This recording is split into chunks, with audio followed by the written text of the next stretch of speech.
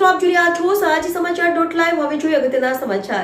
છોટાઉદેપુર જિલ્લાના નસવાડી તાલુકાના 26મી જાન્યુઆરી 2025ના રોજ નસવાડી નગરની જૂથ ગ્રામ પંચાયતના ભારતના 76મા પ્રજાસત્તાક દિનની ઉજવણી કરવામાં આવી, જેમાં નસવાડીના મુકુંદભાઈ શાહ, ધારાશાસ્ત્રી, નસવાડી નગરની જૂથ ગ્રામ પંચાયતના તલાટી કમ મંત્રી શ્રી મહેશભાઈ બચુભાઈ રાવળ, પૂર્વ ડેપ્યુટી સરપંચ સુભાષભાઈ પંડ્યા તેમજ નસવાડી નગરના ઠાકોર સમાજના આગેવાન ઘનશ્યામસિંહ બાપુ સાથે અન્ય હોદ્દેદારોની ઉપસ્થિતિમાં ભારતના 76મા પ્રજાસત્તાક દિનની ઉજવણી કરવામાં આવી।